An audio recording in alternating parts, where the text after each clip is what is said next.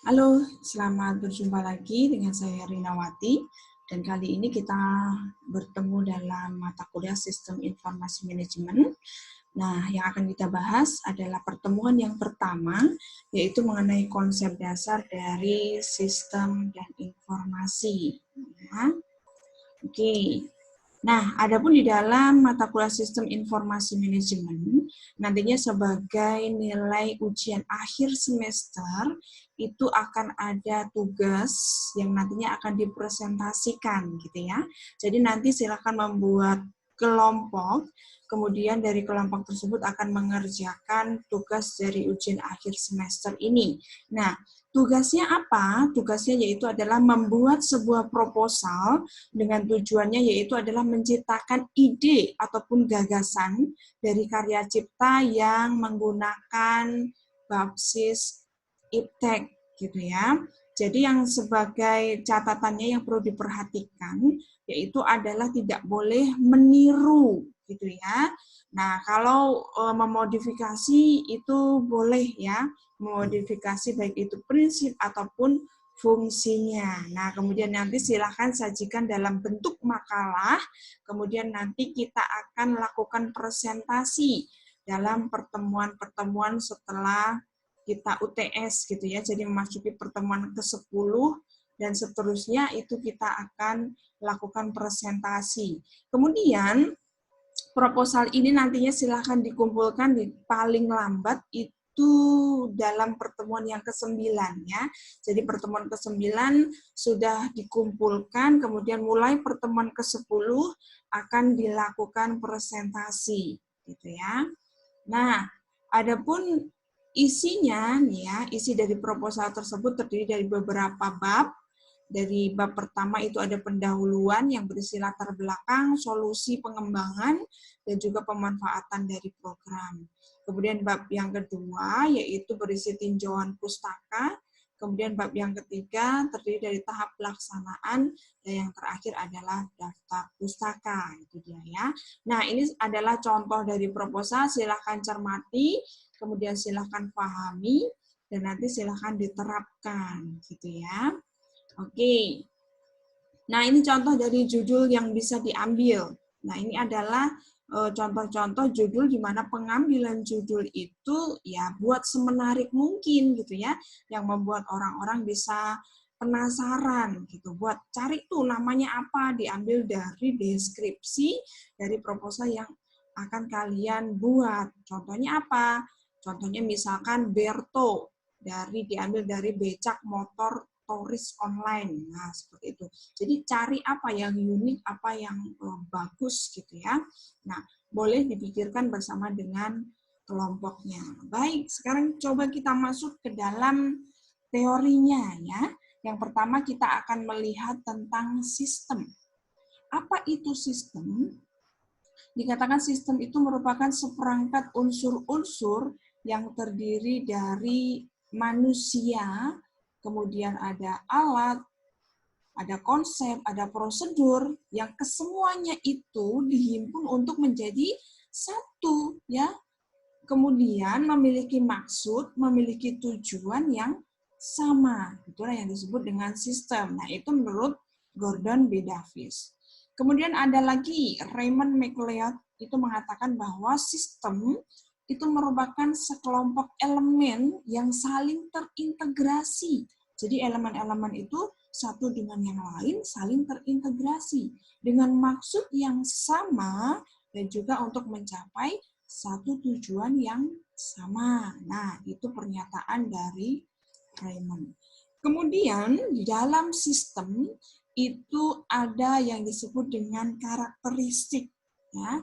Jadi sistem ini memiliki 8 karakteristik utama.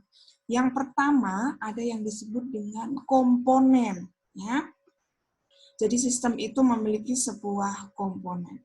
Komponen ini yang dimaksud adalah merupakan suatu subsistem ya, atau bisa dikatakan bagian-bagian gitu ya dari sistem yang saling berinteraksi.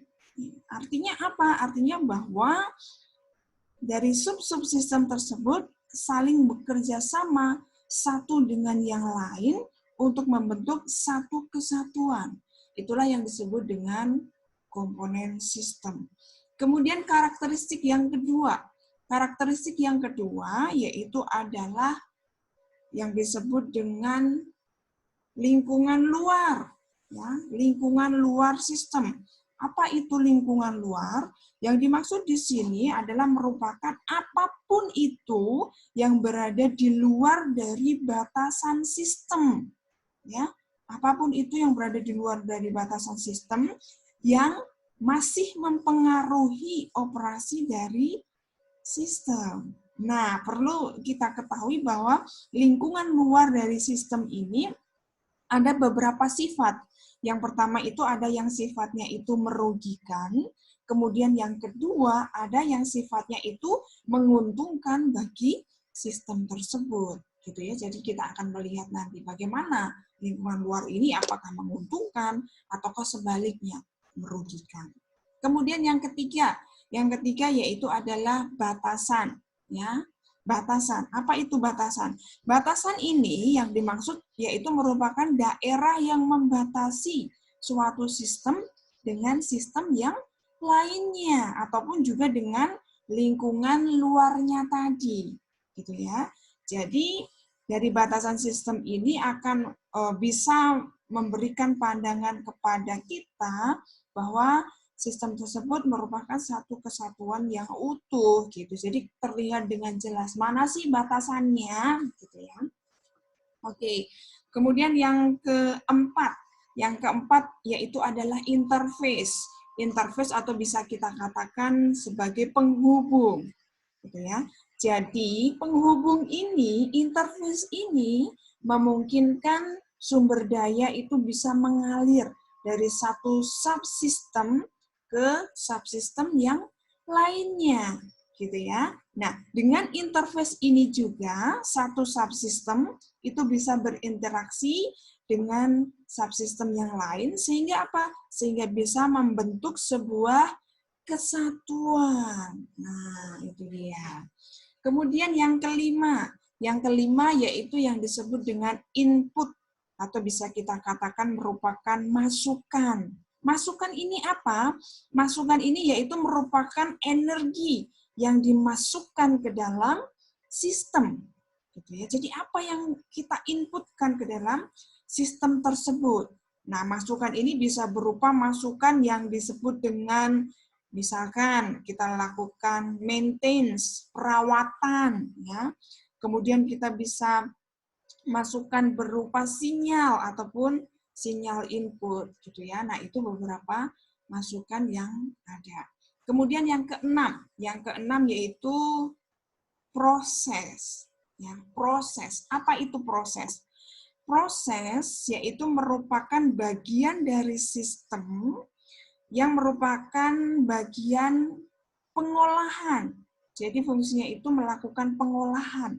Nah, pengolahan ini yang akan mengubah masukan tadi, input tadi, gitu ya.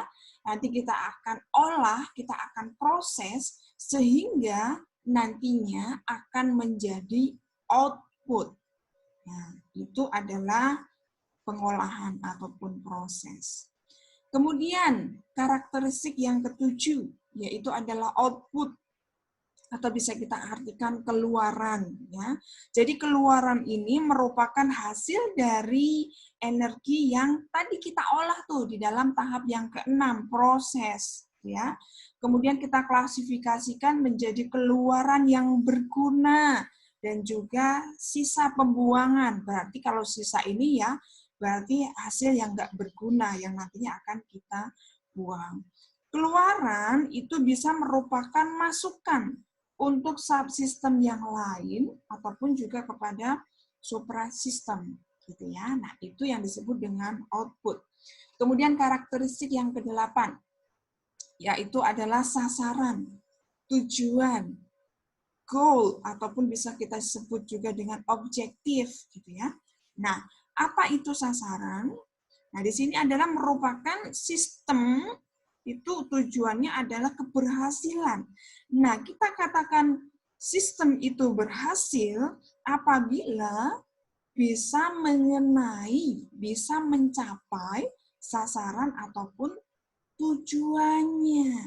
Nah, di sini bisa kita katakan kalau sistem tersebut tidak mempunyai sasaran, sistem tersebut tidak mempunyai tujuan, maka sistem operasi yang kita bangun itu sama sekali tidak berguna. Jadi ini yang paling penting ya, kita harus menetapkan apa tujuannya, apa sasarannya, sehingga kita bisa lakukan pengukuran nih. Oh, ternyata sistem operasi yang kita bangun itu bisa tepat sasaran ataukah tidak, gitu ya. Nah, itu tentang karakteristik dari sistem.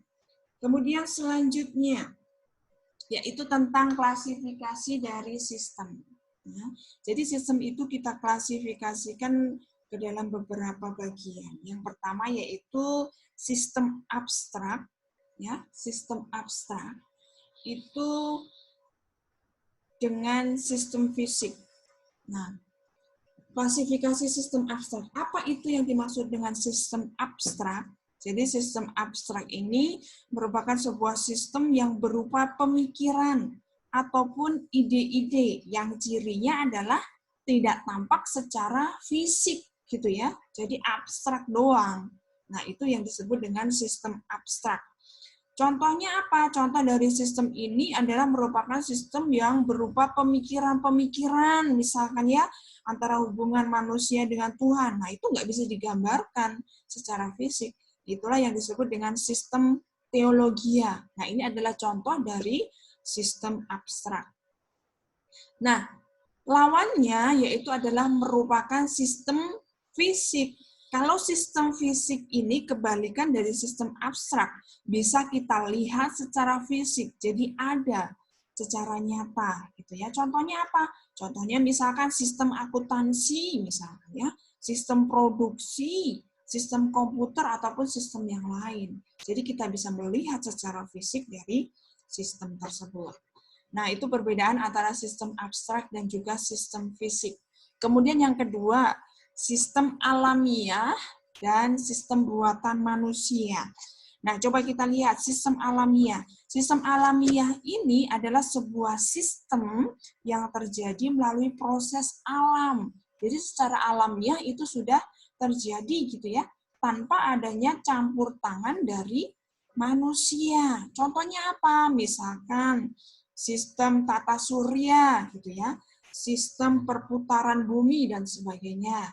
Nah, itu adalah sistem yang sudah alamiah.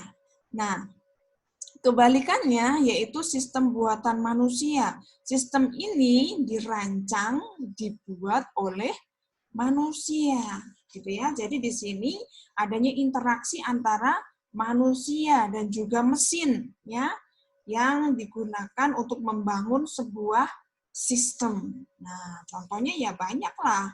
Tadi ya seperti ya sistem informasi manajemen misalkan ya, ataupun sistem informasi stok dan sebagainya. Nah, itu perbedaannya ya. Kemudian yang selanjutnya yaitu adalah sistem probabilistik dan juga sistem deterministik.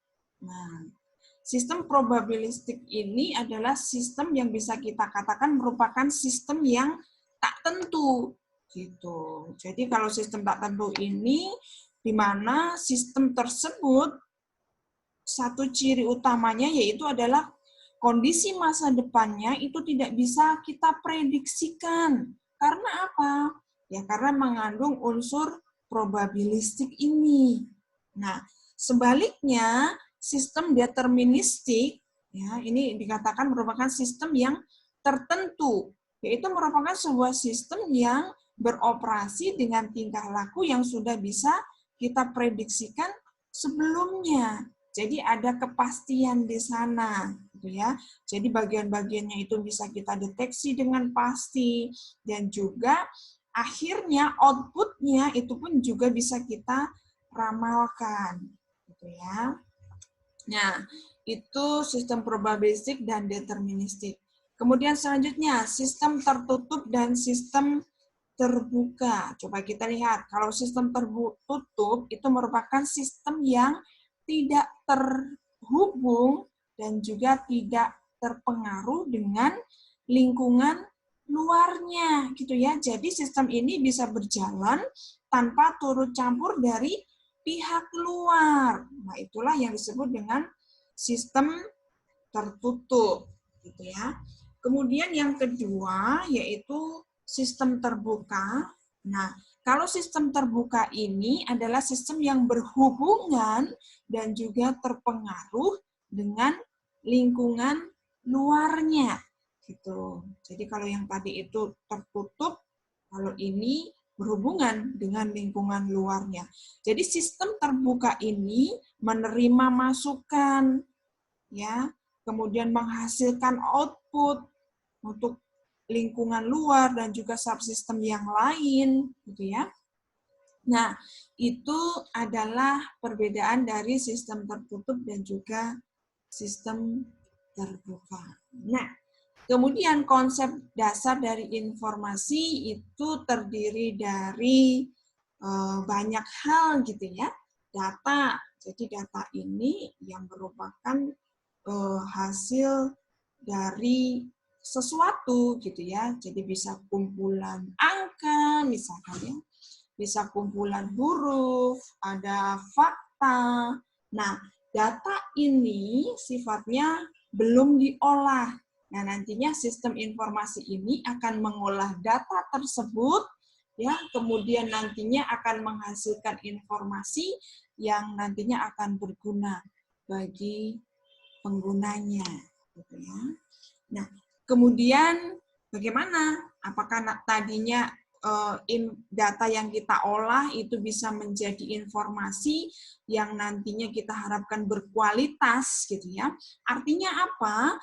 Bahwa informasi tersebut akurat, kemudian informasi tersebut juga relevan dan juga tepat waktu gitu ya. Akurat di sini artinya apa? Bahwa akurat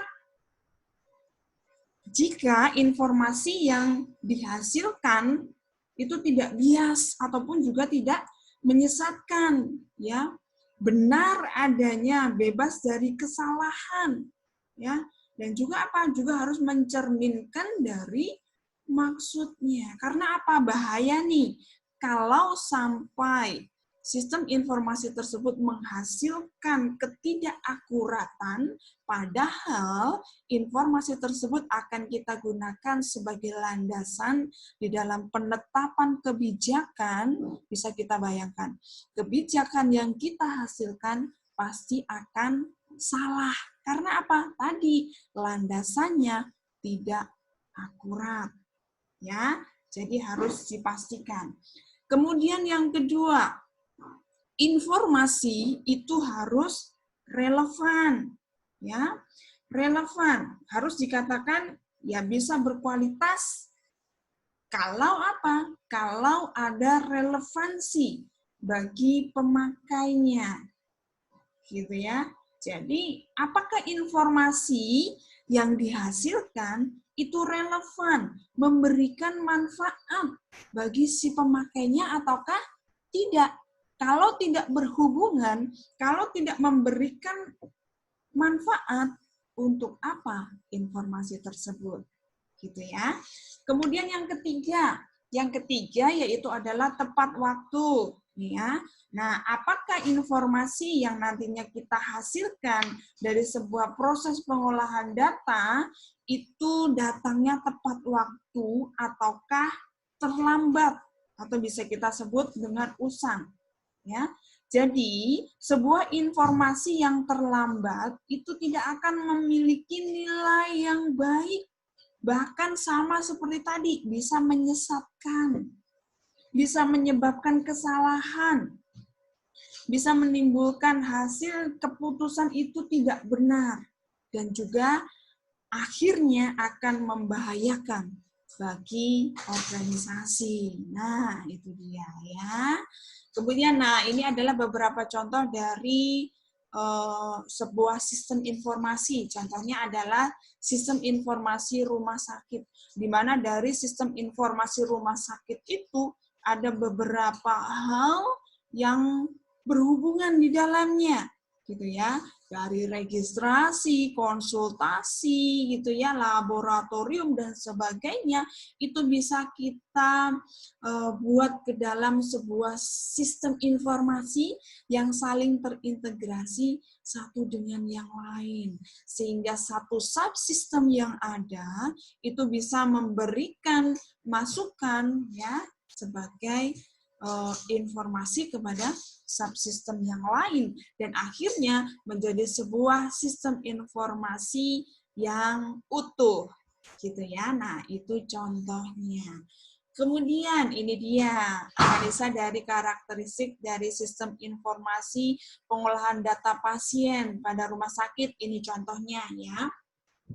Contohnya kita akan menganalisa karakteristik dari sistem gitu ya. Jadi nanti ada tugasnya nih untuk menganalisa karakteristik sistem. Gitu. Yang pertama kita coba lihat tuh komponen dari data pasien dalam rumah sakit. Komponennya apa? Di sana ada dokter, ada pasien, kemudian ada administrasi, ada apoteker, ada petugas dan sebagainya. Kemudian lingkungan luarnya, jadi yang berada dalam lingkungan luar tetapi masih berhubungan dengan sistem itu siapa?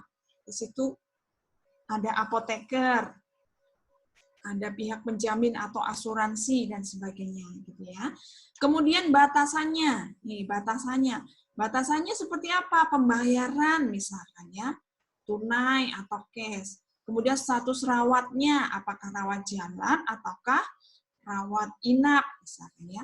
Interface-nya ada pendaftaran, ada kartu pasien, ada kartu rekam medik, ada dokter, resep dan sebagainya.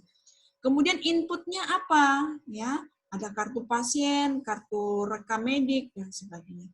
Prosesnya, bagaimana proses di sini? Jadi proses di sini yang dimaksud adalah dari tahap pendaftaran sampai ke dalam pelaporan. Nah, kemudian outputnya apa?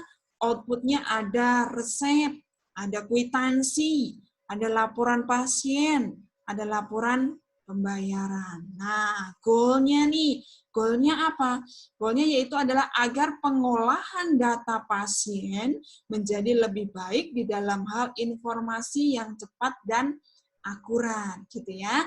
Nah, nanti di dalam pertemuan yang pertama, tugas kalian adalah menganalisa karakteristik dari sebuah sistem informasi. Nanti ada beberapa jurnal yang bisa dianalisa, gitu ya.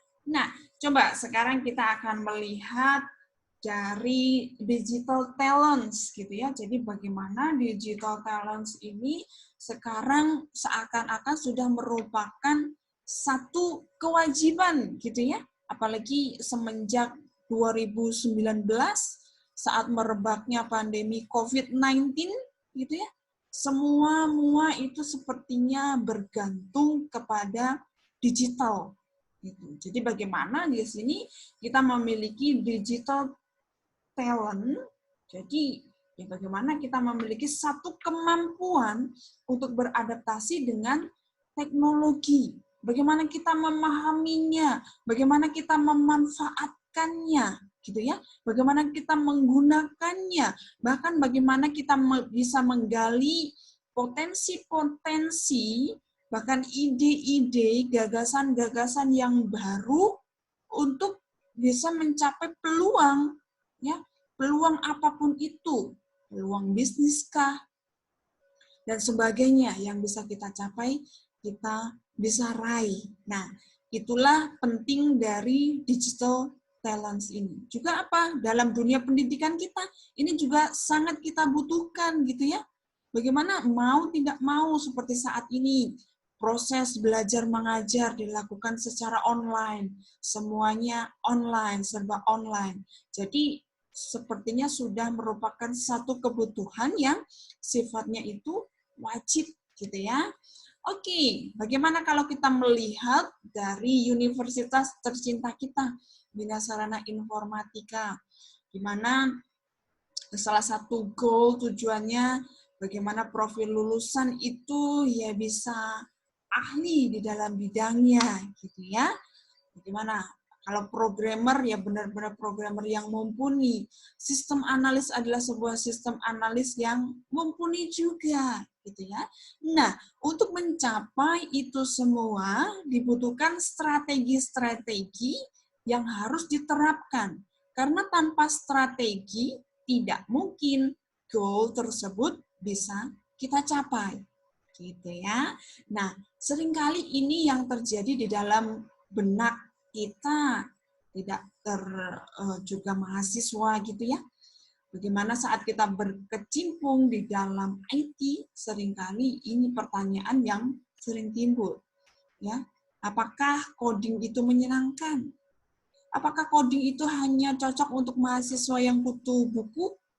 Apakah coding itu memiliki peluang karir yang baik, gitu ya? Kemudian apakah orang yang sudah tahu coding itu semakin ingin mengetahui, semakin ingin mendalami coding tersebut, gitu ya?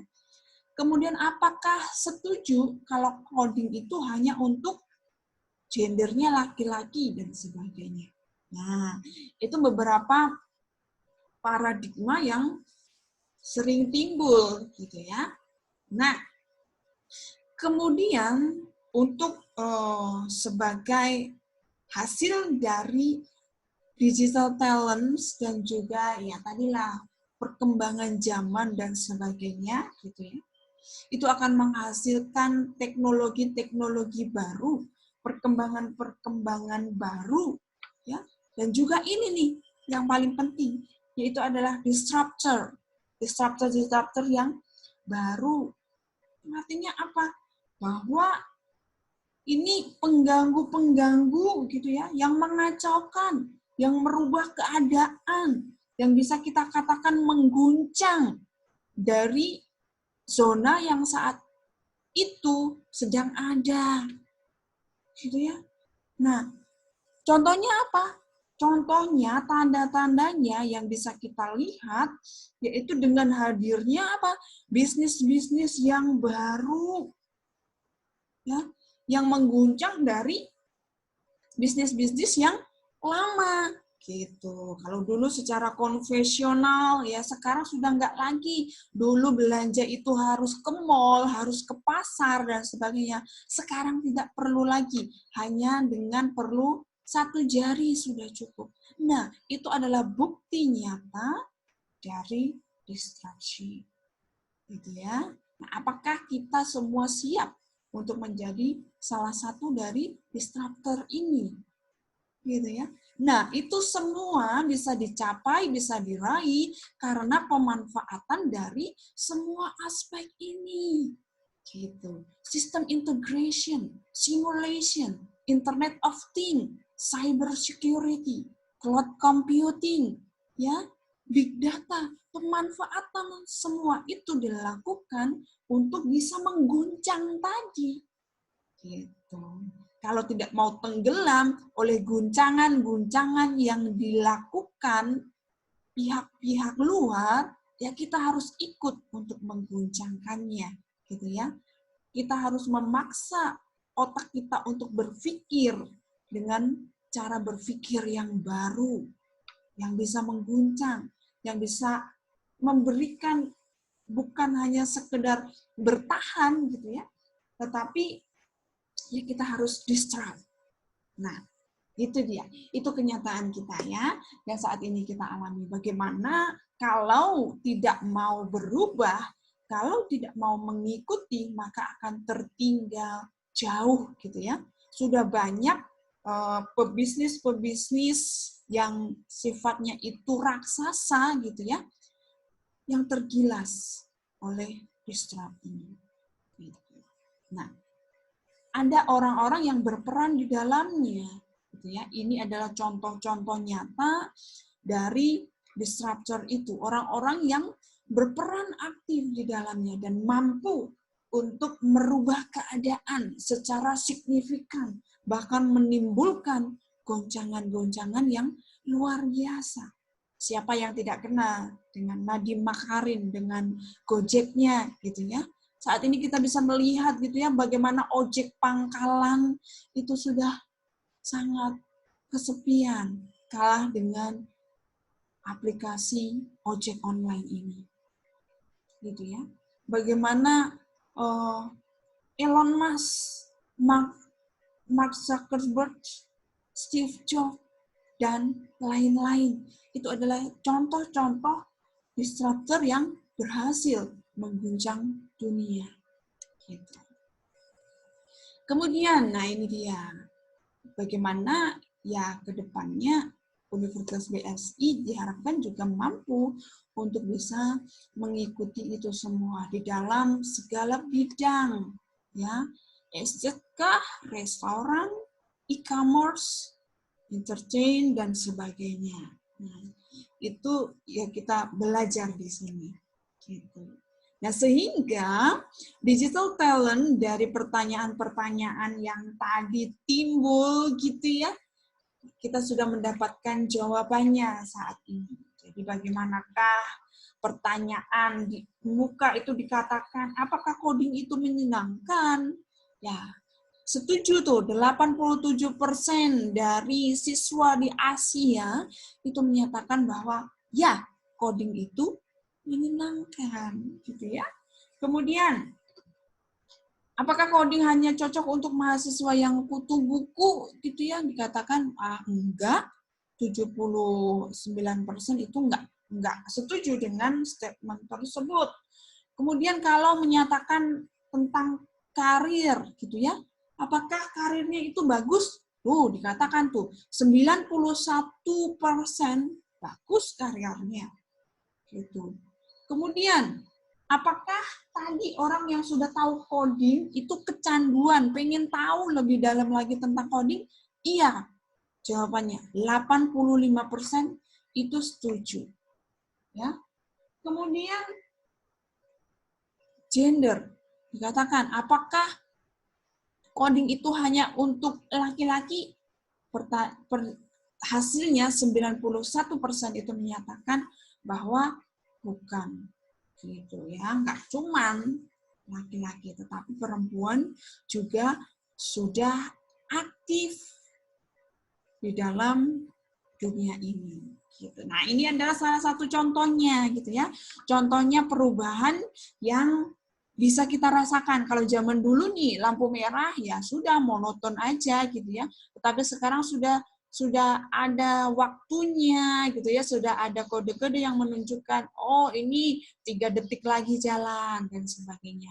Jadi sudah semakin berinovasi, gitu ya. Kalau kita juga melihat zaman dulu nih, kartu yang ada di dompet kita seberapa banyak, tetapi sekarang sudah nggak perlu lagi, paling cuma satu yang sudah terintegrasi dengan yang lain, gitu ya, jadi nggak perlu repot-repot. edisi dulu juga berdendeng gitu ya, banyak sekali edisi.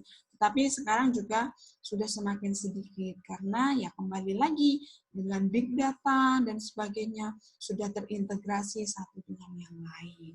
Nah, ini dia yang menjadi tugasnya gitu ya. Jadi dari pertemuan yang pertama ini, tugasnya silakan melakukan analisa dari karakteristik sistem informasi tadi, gitu ya. Apa tujuannya, kemudian komponennya apa saja, dan sebagainya, gitu ya. Dari 3 jurnal, ya.